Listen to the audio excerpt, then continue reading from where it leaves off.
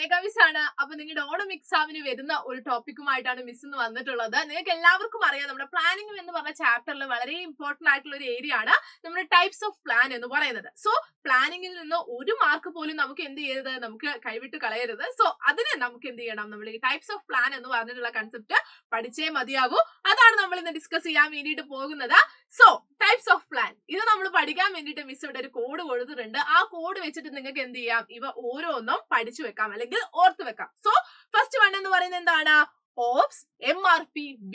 Okay, അപ്പൊ എന്താണ് ops എന്ന് പറയുമ്പോൾ objectives, P policy, procedures and strategy. ഇത് നമ്മുടെ ഓപ്സ് ആയിട്ടും, MRP method, rule and programme, B നമ്മുടെ ബഡ്ജറ്റും ആണ്. ഓക്കെ, അപ്പൊ ഇത്രയും പ്ലാനുകളാണ് നമുക്ക് എന്ത് ചെയ്യാനുള്ളത്, പഠിക്കാനുള്ളത്. ഈ ഒരു ടോട്ടൽ പ്ലാനുകൾ എന്താണ് എന്ന് പഠിക്കുമ്പോൾ എന്താണ് അങ്ങോട്ടും ഇങ്ങോട്ടും ഒക്കെ മാറിപ്പോകാനൊക്കെ സാധ്യതയുണ്ട്. സോ ആ മാറിപ്പോലൊന്നും ഇനി ഉണ്ടാവില്ല. നമുക്ക് എന്ത് ചെയ്യണം, ഇത് അടിപൊളിയായിട്ട് പഠിക്കണം. സോ ഫസ്റ്റ് വൺ എന്ന് പറയുന്നത് ഒബ്ജക്റ്റീവ്സ് ആണ്. എന്താണ് ഒബ്ജക്റ്റീവ് എന്ന് ചോദിച്ചു കഴിഞ്ഞാൽ എന്താണ് അത്, ഗോൾസ്, എയിം ഓർ പർപ്പസ് അല്ലെ. ഒരു ഓർഗനൈസേഷന്റെ ഗോൾ ആണ് അല്ലെങ്കിൽ എയിം ആണ് അല്ലെങ്കിൽ ഒരു പർപ്പസ് ആണ്, എന്താണോ അവർക്ക് അച്ചീവ് ചെയ്യേണ്ടത് അതിനെയാണ് നമ്മൾ എന്ത് പറയുന്നത്, ഒബ്ജക്റ്റീവ്സ് എന്ന് പറയുന്നത്. ഒബ്ജക്റ്റീവ്സ് എപ്പോഴും സ്മാർട്ട് ആയിരിക്കണം. അപ്പൊ സ്മാർട്ട് എന്ന് പറയുമ്പോൾ എന്താണ്, സ്പെസിഫിക് ആയിരിക്കണം, മെഷറബിൾ ആയിരിക്കണം, അച്ചീവബിൾ ആയിരിക്കണം, റെലവെന്റ് ആയിരിക്കണം, അതോടൊപ്പം തന്നെ ടൈം ബൗണ്ടിനുള്ളിൽ നമുക്ക് തീർക്കാൻ വേണ്ടിയിട്ട് പറ്റുന്നതുമായിരിക്കണം. ഇനി നമ്മുടെ നെക്സ്റ്റ് വൺ എന്ന് പറയുന്നത് പോളിസി ആണ്. എന്താണ് പോളിസി എന്ന് ചോദിച്ചു കഴിഞ്ഞാൽ അല്ലെ, എന്താണ് പോളിസി എന്ന് ചോദിച്ചു കഴിഞ്ഞാൽ ഇതൊരു ജനറൽ സ്റ്റേറ്റ്മെന്റ് ആണ്. എന്തിനു വേണ്ടിയിട്ടുള്ളതാണ്, ഡിസിഷൻസ് എടുക്കുന്ന സമയത്ത് ഒരു ഗൈഡ് ലൈൻ ആയിട്ട് പ്രവർത്തിക്കുന്ന ഒന്നാണ് പോളിസി എന്ന് പറയുന്നത്. എല്ലാ ഓർഗനൈസേഷനും മേജർ ആയിട്ടും മൈനർ ആയിട്ടും എന്തുണ്ടാവും, ഓരോ പോളിസീസ് ഉണ്ടാവും. സോ ഒരു ഓർഗനൈസേഷനിൽ ഒരു പ്രോബ്ലം ഉണ്ടെങ്കിൽ അവരുടെ ജനറൽ റെസ്പോൺസ് എങ്ങനെയായിരിക്കണം എന്നറിയാൻ വേണ്ടിയിട്ട് അല്ലെങ്കിൽ അതിനൊരു ഗൈഡ് ലൈൻ ആയിട്ട് നിൽക്കുന്ന ഒന്നാണ് നമ്മുടെ പോളിസി എന്ന് പറയുന്നത്. ഓക്കെ, ഇനി നമ്മുടെ നെക്സ്റ്റ് വൺ പ്രൊസീജിയർ ആണ്. അപ്പൊ പ്രൊസീജിയറും നമ്മൾ എന്ത് ചെയ്യണം, ആദ്യമേ തന്നെ തീരുമാനിച്ചു വെക്കുന്നത് തന്നെയാണ്. ഒരു ഓർഗനൈസേഷനിൽ നമ്മൾ ഒരു വർക്ക് പെർഫോം ചെയ്യുന്ന സമയത്ത് അതിനെ എന്ത് ചെയ്യുന്നു, ക്രോണോളജിക്കൽ ഓർഡർ ആക്കി മാറ്റുന്നുണ്ട്. അതിനെയാണ് അല്ലെങ്കിൽ ക്രോണോളജിക്കൽ സീക്വൻസ് ആയിട്ട് നമ്മൾ എന്ത് ചെയ്യുന്നുണ്ട്, മാറ്റുന്നുണ്ട്. അതിനെയാണ് നമ്മൾ പ്രൊസീജിയർ എന്ന് പറയുന്നത്. ഇത് ഒരു സീരീസ് ഓഫ് ടാസ്കും കൂടെ ഇതിനകത്ത് ഇൻക്ലൂഡഡ് ആണ് അല്ലെ. പ്രൊസീജിയേഴ്സ് ആണ്, സ്റ്റെപ്സ് ബൈ സ്റ്റെപ്പ് ആയിട്ട് നമ്മൾ എന്ത് ചെയ്യണം, ഓരോ കാര്യങ്ങളും ചെയ്തു തീർക്കേണ്ടതായിട്ട് വരും. ഇനി നമ്മുടെ നെക്സ്റ്റ് വൺ എന്ന് പറയുന്നത് സ്ട്രാറ്റജി ആണ്. എന്താണ് സ്ട്രാറ്റജി എന്ന് ചോദിച്ചു കഴിഞ്ഞാൽ എന്താണ്, ഓരോ ഓർഗനൈസേഷനും അവരുടെ ഒബ്ജക്റ്റീവ്സ് അച്ചീവ് ചെയ്യാനുള്ള ഒരു കോംപ്രഹെൻസീവ് പ്ലാൻ ഉണ്ടാവും. അതിനെയാണ് നമ്മൾ എന്ത് പറയുന്നത്, ഒബ്ജക്റ്റീവ്സ് എന്ന് പറയുന്നത്. അല്ലെങ്കിൽ സ്ട്രാറ്റജീസുമായിട്ട് നമുക്ക് എന്ത് ചെയ്യാം, ഇതിനെ കണക്ട് ചെയ്ത് എഴുതാൻ വേണ്ടിയിട്ട് പറ്റും. സോ ഓരോ ഓർഗനൈസേഷൻ ഒബ്ജക്റ്റീവ്സിനെയും നമ്മൾ അക്കംപ്ലിഷ് ചെയ്യാനുള്ള ഒരു കോംപ്രഹെൻസീവ് പ്ലാൻ ആണ് നമ്മുടെ സ്ട്രാറ്റജി എന്ന് പറയുന്നത്.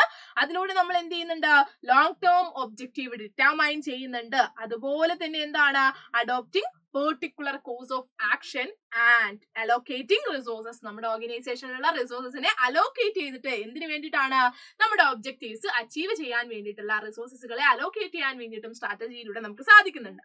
ഇനി നമ്മുടെ നെക്സ്റ്റ് വൺ എന്ന് പറയുന്നത് മെത്തേഡ് ആണ്. എന്താണ് മെത്തേഡ് എന്ന് ചോദിച്ചു കഴിഞ്ഞാൽ നമ്മുടെ പ്രൊസീജിയറിന്റെ ഒരു വൺ സ്റ്റെപ്പ് ആണ് നമ്മുടെ മെത്തേഡ് എന്ന് പറയുന്നത്. ഓക്കെ, നമ്മളൊരു കറക്റ്റ് ആയിട്ടുള്ള ഒരു മെത്തേഡ് നമ്മുടെ ഓർഗനൈസേഷനിൽ സെലക്ട് ചെയ്യുകയാണെങ്കിൽ അതിലൂടെ നമുക്ക് സമയം ലാഭിക്കാം, പൈസ ലാഭിക്കാം, അതുപോലെ തന്നെ നമ്മുടെ ആളുകളുടെ എഫേർട്ട് നമുക്ക് ലാഭിക്കാൻ വേണ്ടിയിട്ട് പറ്റും. അതോടൊപ്പം തന്നെ നമ്മുടെ ഓർഗനൈസേഷന്റെ എഫിഷ്യൻസിയും നമുക്ക് ഇൻക്രീസ് ചെയ്യാൻ വേണ്ടിയിട്ട് പറ്റും. ഓരോ ടാസ്കിലും എന്തായിരിക്കും, വ്യത്യസ്ത മെത്തേഡുകളായിരിക്കും ഇൻക്ലൂഡഡ് ആയിട്ടുള്ളത്. ഇനി നമ്മുടെ നെക്സ്റ്റ് വൺ ആണ് റൂൾ.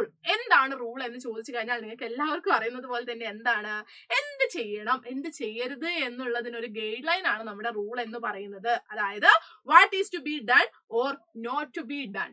ഓക്കെ, നമ്മൾ എന്ത് ചെയ്യണം എന്ത് ചെയ്യരുത് എന്നുള്ളതാണ് നമ്മുടെ റൂളിൽ പറയുന്നത്. That is boundaries of behaviour. ബിഹേവിയറിന്റെ ബൗണ്ടറീസ് ആയിട്ട് നമുക്ക് എന്ത് ചെയ്യാം, റൂളിലെ നമുക്ക് പറയാം. ഇനി നമ്മുടെ ലാസ്റ്റ് വൺ അല്ല, നമ്മുടെ പ്രോഗ്രാം ആണ് നമുക്ക് ഇനി പറയാനുള്ളത്. ഇനി നമുക്ക് പഠിക്കാനുള്ളത് പ്രോഗ്രാമിനെ കുറിച്ചാണ്. എന്താണ് പ്രോഗ്രാം എന്ന് ചോദിച്ചു കഴിഞ്ഞാൽ നമ്മൾ ഇത്രയും നേരം പഠിച്ചിട്ടുള്ള ഒബ്ജക്റ്റീവ്സിന്റെയും പോളിസീസിന്റെയും പ്രൊസീജിയേഴ്സിന്റെയും റൂൾസിന്റെയും എല്ലാം കോമ്പിനേഷനെയാണ് നമ്മൾ പ്രോഗ്രാം എന്ന് പറയുന്നത്. അതായത് ഒരു പ്രൊജക്ടിന്റെ ഡീറ്റെയിൽഡ് സ്റ്റേറ്റ്മെന്റിനെയാണ് നമ്മൾ എന്ത് പറയുന്നത്, പ്രോഗ്രാം എന്ന് പറയുന്നത്. ഇതൊരു action based and result oriented plan കൂടിയാണ് നമ്മുടെ പ്രോഗ്രാം എന്ന് പറയുന്നത്. ഇനി നമുക്ക് ലാസ്റ്റ് വൺ ആണ് ബഡ്ജറ്റ്. എന്താണ് ബഡ്ജറ്റ് എന്ന് ചോദിച്ചു കഴിഞ്ഞാൽ നമുക്കറിയാം എന്തായാലും അതിനകത്ത് എന്തായിരിക്കും, ന്യൂമറിക്കൽ ടേംസ് ഇൻക്ലൂഡഡ് ആയിരിക്കും. നമ്മുടെ എക്സ്പെക്ടഡ് റിസൾട്ടിനെ നമ്മൾ ന്യൂമറിക്കൽ ടേംസിലേക്ക് മാറ്റുന്നതിനെയാണ് നമ്മൾ ബഡ്ജറ്റ് എന്ന് പറയുന്നത്. സോ ഇത്രയൊക്കെയാണ് നമ്മുടെ ടൈപ്സ് ഓഫ് പ്ലാൻ എന്ന് പറയുന്നത്. അപ്പൊ പഠിക്കുന്ന സമയത്ത് ഇതിനും കൂടെ കുറച്ച് ഇമ്പോർട്ടൻസ് കൊടുക്കുക. അപ്പൊ നമുക്ക് എന്ത് ചെയ്യാം, നമ്മുടെ പ്ലാനിങ്ങിലെ മുഴുവൻ മാർക്കും നേടാൻ വേണ്ടിയിട്ട് പറ്റും. All the best.